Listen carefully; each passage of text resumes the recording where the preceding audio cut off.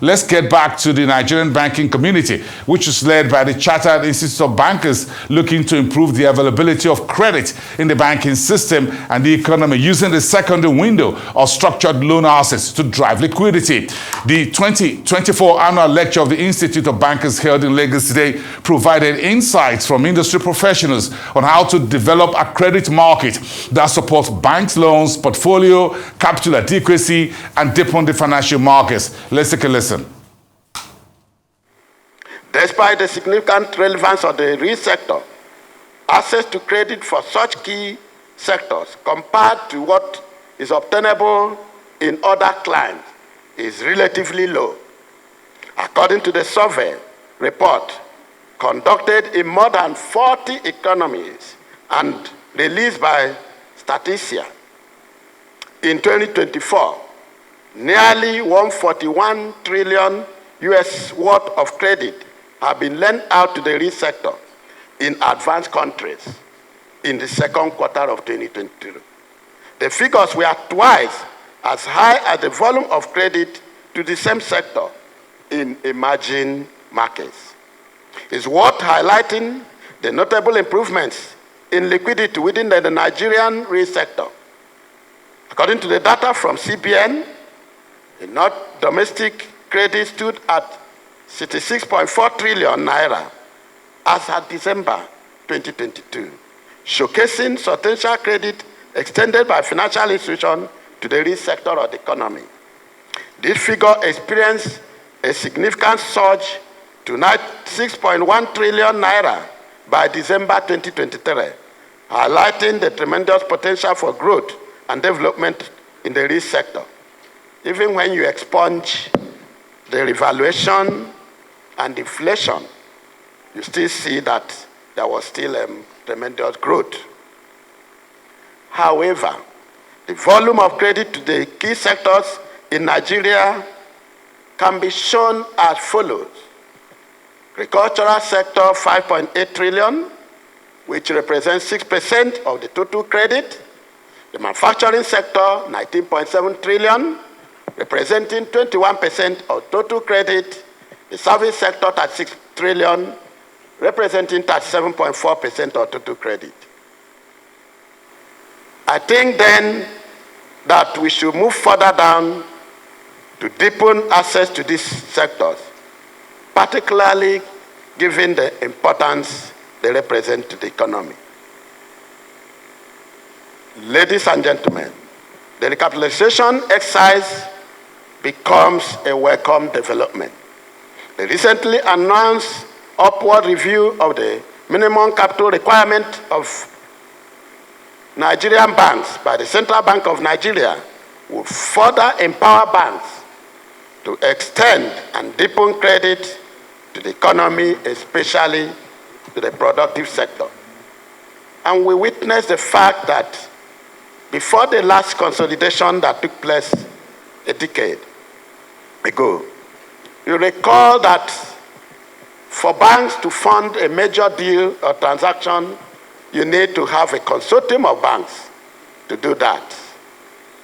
But following that consolidation and capitalization, we saw banks supporting mega transactions. And that's what that recapitalization exercise has also tried to do. Distinguished guests, permit me to highlight some of the challenges facing credit available to the sector. It's important that we also note that some of these include, but not limited to,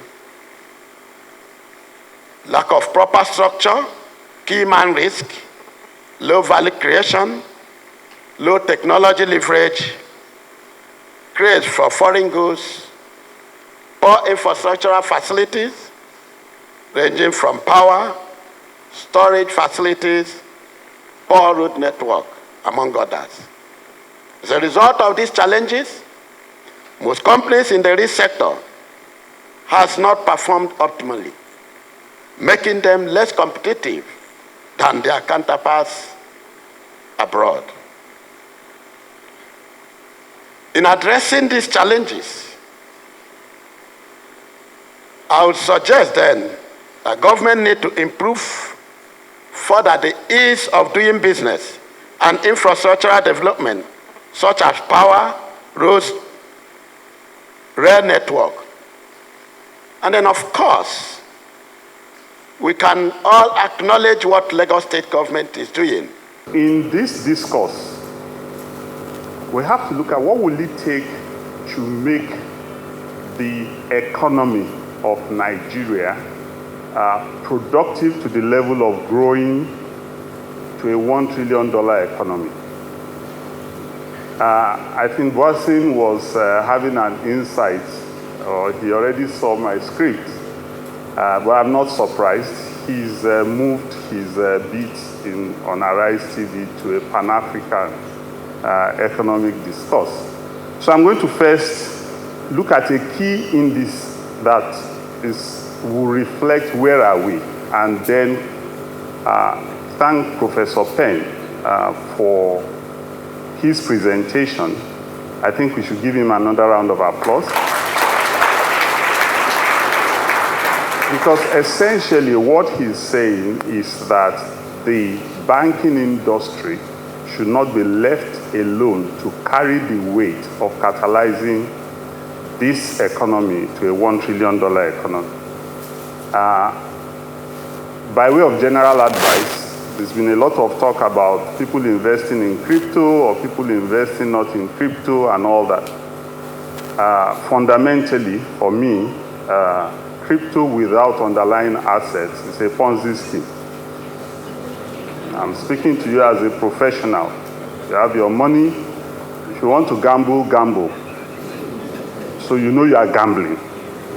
But if you want to invest, a securitized structure as put together to be regulated properly by the Securities and Exchange Commission looks more like investment rather than gambling, which crypto is. But where does that help us? And since I have only 2 minutes, I'll just leave you with the following statistics. Is the ratio of credit available to the private sector as a percentage of the GDP of the country. So if you look at the liquidity and credit to the private sector is a critical engine for driving the economy, what is the percentage of that to our GDP? So let me start within Africa.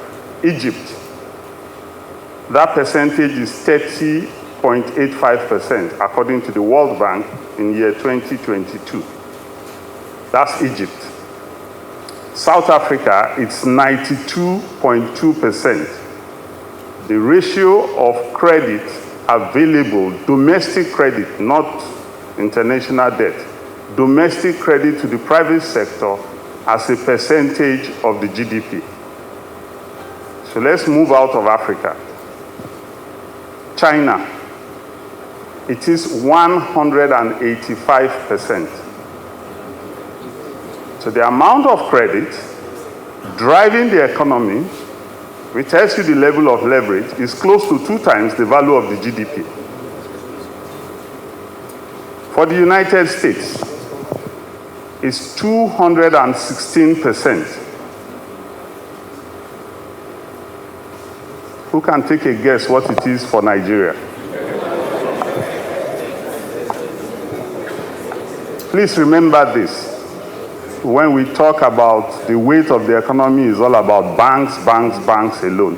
Banks have a critical role, but what the Chartered Institute of Bankers has put before us is how to bring other participants to driving this economy. The percentage for Nigeria, as our 2022, is 14%.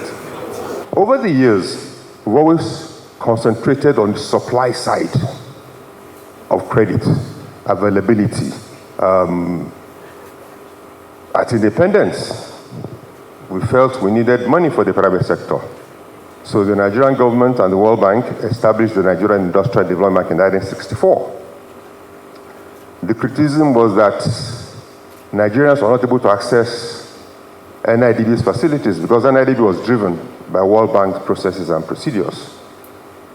Oh, let's establish another institution, MBCI, Nigerian Bank for Commerce and Industry, in the early 70s. Oh, MBCI wasn't providing solution. Let's establish NAFOND in 1989. All these are supply side. But nobody was talking about the demand side. What is the absorptive capacity of the Nigerian economy for credit? And that speaks to Patrick's statistics. 14% of GDP. What are the factors that drive investments? If the Chinese are doing what they are doing, and the Americans are doing what they are doing, it's a whole of society approach. And Professor Jibola addressed it too.